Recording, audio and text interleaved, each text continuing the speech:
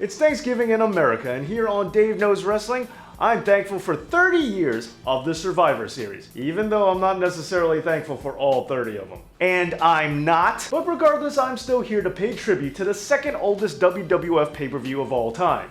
And that's exactly what today's episode is about, because this Thanksgiving, Dave knows the history of Survivor Series.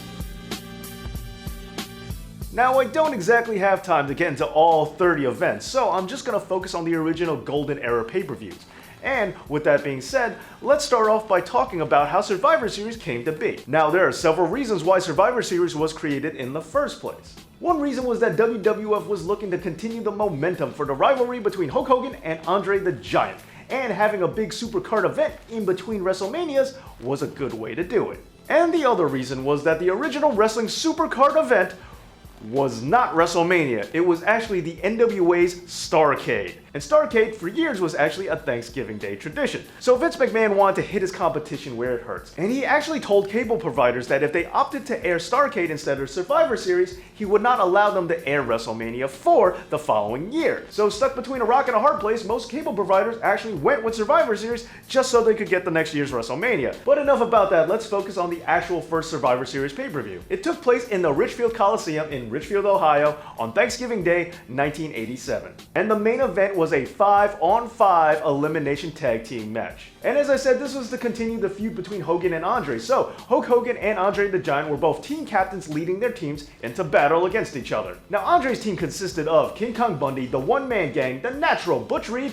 and Ravishing Rick Rude. Hulk Hogan led a team consisting of Paul Orndorff, Don Morocco, Ken Patera, and Bam Bam Bigelow. Now the first man eliminated was the Natural Butch Reed, as he got eliminated by Hulk Hogan. And the entire match came down to a one-on-one competition between team captain Andre the Giant and not Hulk Hogan. Hulk Hogan was eliminated via countout when the One-Man Gang and King Kong Bundy held Hulk Hogan and kept him from coming back into the ring. So the finals was actually Andre the Giant versus Bam Bam Bigelow. Bam Bam held his own but fought in a losing effort as Andre the Giant took him down and was the sole survivor, with his team winning in the first Survivor Series main event. Now the following year was held in the Richfield Coliseum as well, and the main event yet again was another traditional Survivor Series matchup. This time featuring a team called the Mega Powers versus the Twin Towers. Now the Mega Powers was of course led by Hulk Hogan and the Macho Man Randy Savage.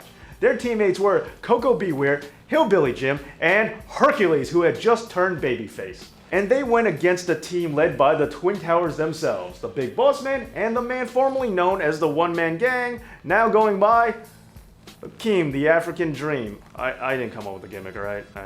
Their teammates included Ted DiBiase, Haku, and Terry Taylor, now going by the Red Rooster. This team's looking a little rough with the repackaging of gimmicks, aren't they? Yeah. Now, after a flying elbow drop, Terry Taylor was actually the first man eliminated. And the two remaining survivors and the winners, of course, Hulk Hogan and the Macho Man. And then the Thanksgiving Day tradition continued in 1989, but this time it was held in the Rosemont Horizon in Rosemont, Illinois. And the main event was switched from a 5-on-5 match to a 4-on-4 Survivor Series elimination match. And this time it was the Heenan family versus the Ultimate Warriors. The Ultimate Warrior led his team consisting of the Rockers and Jim the Anvil Neihart against the Heenan family with Andre the Giant, Arn Anderson, Haku, and Bobby the Brain Heenan. That's right, the Weasel actually competed in this one. The first man eliminated was Andre the Giant via countout, and the last man on that team was Bobby the Brain Heenan, who got finished off by the Ultimate Warrior, and Ultimate Warrior was the sole survivor. And then on to Thanksgiving Day 1990 from the Hartford Civic Center in Hartford, Connecticut. Now this was the infamous debut of the Gobbledygooker, so it's best to just move on, because this was also the debut of The Undertaker, and The Undertaker was actually eliminated from his debut match via countout. And this is also a fun Survivor Series because it was the first and only time that there was ever a grand finale match. Now for those of you who don't remember, a grand finale match is when all the remaining survivors got re-teamed to go against each other in one more match for a grand finale. You had all the remaining good guys on one team against all the remaining bad guys on another. Now this main event saw the Visionaries, Rick Martel, the Warlord, and Power and Glory, who won their previous match in a clean sweep, plus Ted DiBiase going against the Ultimate Warrior, Hulk Hogan, and Tito Santana. The winners and remaining survivors of the main event and the only grand finale match were Hulk Hogan and the Ultimate Warrior. Not really that surprising. Now, 1991 broke from tradition, where it took place on Thanksgiving Eve instead of Thanksgiving Day. And on top of that, the main event for the first time wasn't a Survivor Series matchup. The main event was actually Hulk Hogan versus The Undertaker for the WWF Championship.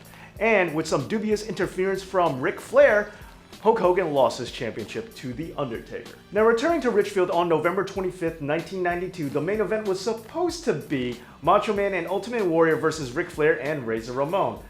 However, due to some contract dispute with Ultimate Warrior, he ended up not being at the event and instead was replaced by Mr. Perfect. And because of this last minute change in booking, the main event actually became WWF Champion Bret the Hitman Hart defending his title successfully against the douchebag Shawn Michaels. And unfortunately, we all know this isn't the last time they would meet at Survivor Series for the title.